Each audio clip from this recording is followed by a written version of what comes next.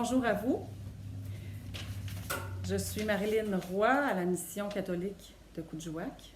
Ça me fait plaisir d'être avec vous aujourd'hui dans l'Église de la Mission pour lire et méditer l'Évangile du jour, qui est tiré de l'Évangile selon Marc. Prenons un moment pour nous déposer dans la tendresse de Dieu, sa tendresse qui est l'alpha, qui est l'oméga de toutes choses. Et demandons-lui un cœur ouvert et disponible pour écouter sa parole ce matin. Il a vaincu la mort. Il est ressuscité. Jésus, Jésus, Jésus. Il est vraiment ressuscité. L'Évangile de Jésus-Christ selon saint Marc.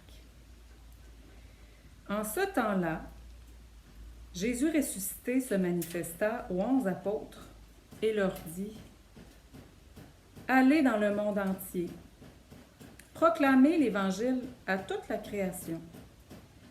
Celui qui croira et sera baptisé sera sauvé. Celui qui refusera de croire sera condamné. Voici les signes qui accompagneront ceux qui deviendront croyants. En mon nom, ils expulseront les démons. Ils parleront en langue nouvelle. Ils prendront des serpents dans leurs mains. Et s'ils boivent un poison mortel, il ne leur fera pas de mal. Ils imposeront les mains aux malades, et les malades s'en trouveront bien. Le Seigneur Jésus, après leur avoir parlé, fut enlevé au ciel et s'assit à la droite de Dieu. Quant à eux, ils s'en allèrent proclamer partout l'Évangile. Le Seigneur travaillait avec eux et confirmait la parole par les signes qui l'accompagnaient. Acclamons la parole de Dieu. Alléluia, Alléluia, il est vraiment ressuscité. Alléluia, Alléluia, crions de joie. Jésus, il est vraiment ressuscité. Le passage de la mort à la résurrection de Jésus entraîne une transformation dans son mode de présence. Jésus ressuscité est désormais présent dans toute la création. Il est à l'œuvre en toutes choses dans le monde. Ceci engendre une invitation à nous particulière qui mettons notre foi dans le Christ ressuscité. C'est que cette foi-là va être appelée à être à l'œuvre dans notre relation à toute personne et à toute chose qu'on va rencontrer. Hein?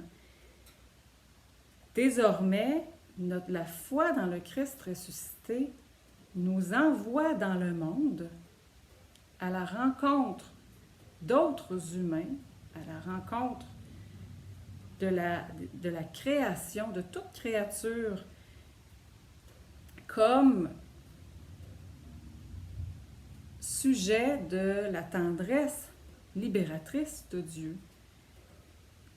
Chaque personne, chaque humain étant digne d'écoute, digne qu'on tende l'oreille, qu'on ouvre notre cœur pour chercher à entendre comment le Christ est déjà présent en lui. Ça appelle donc des transformations dans notre manière d'être en relation à toute chose. Cette foi au Christ ressuscité, désormais présent et à l'œuvre en toutes choses, vient recréer de l'intérieur, vient guérir nos relations à toutes choses. Et à travers ce processus de recréation de nos relations se joue et se donne le salut aussi. C'est tellement important dans cet évangile-là, d'autant plus lorsqu'on le resitue avec le verset 14, le verset qui précède tout juste. Je vais même le lire, ce verset 14. Il se manifesta, Jésus se manifesta aux 11, et il leur reprocha leur manque de foi et leur dureté de cœur, parce qu'à ceux qui l'avaient vu être relevé d'entre les morts, c'est-à-dire à Marie la Magdalène et à 2 marcheurs, il n'avait pas donné foi. Et là, le récit enchaîne et il leur dit « Allez dans le monde, proclamez la bonne nouvelle à toute la création. » Ce verset 14-là, il est très important de l'entendre parce que, justement, ce que le Christ pointe et ce qu'il reproche, c'est ce manque de foi et la dureté du cœur que les 11 ont eu à l'égard de ceux qui leur avaient annoncé la bonne nouvelle de la résurrection. Donc, il faut s'interroger, nous aussi, faut laisser cette parole du Christ venir nous éclairer, peut-être venir éclairer en nous les manques de foi et la dureté de cœur qu'on peut avoir à l'égard de ceux qui aujourd'hui encore annoncent de différentes manières l'évangile de Dieu qui proclame un Messie crucifié et ressuscité. Désormais, aujourd'hui, et nous, cet appel à la proclamation qui nous est fait ce matin, elle repose sur cette foi au Christ ressuscité qui est inséparable de cette attitude d'ouverture de cœur et de foi en l'autre que nous rencontrons. Le Christ qui est à l'œuvre désormais en toutes choses, il nous précède. Il est plus grand que nous. Il est à l'œuvre en dehors de nous-mêmes. Et ça nous appelle à un heureux décentrement de nous-mêmes pour être des gens aux oreilles et au cœur ouverts pour reconnaître, discerner, accueillir l'autre animé par l'Esprit du Christ, l'autre qui est tendrement aimé par le Créateur. Et ce genre de démarche ne peut que nous transformer. Il ne pourra que transformer nos manières d'être, nos manières de faire, nos manières de parler, notamment en faisant écho aux signes qui vont témoigner de ceux qui ont cru, qui ont accueilli l'Évangile.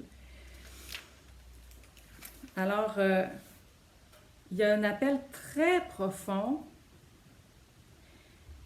et à mon avis, qui est un appel à devenir des gens de discernement, de contemplation, des gens qui cherchent à reconnaître cette marque du Créateur qui habite chaque personne, chaque créature.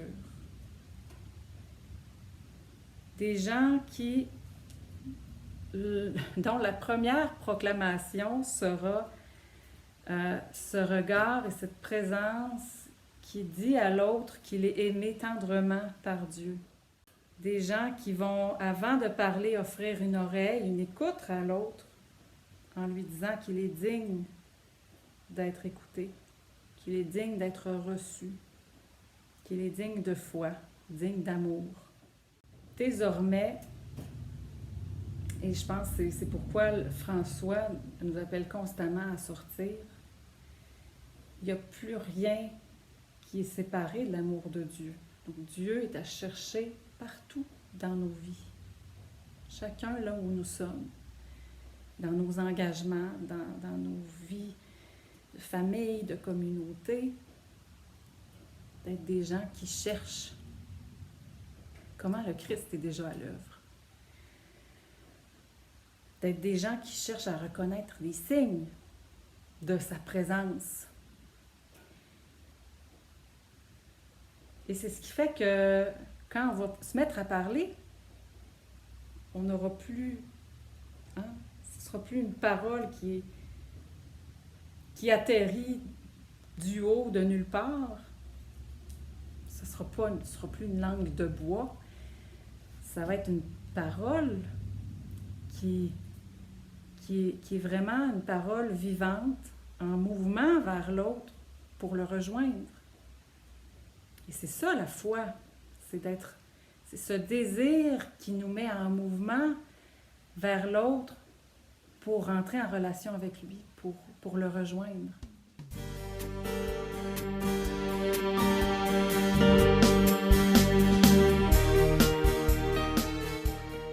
Alors, puissions-nous devenir des gens, des humains à l'image du Christ. Puissions-nous puissions-nous accueillir cette grâce de Dieu, d'une foi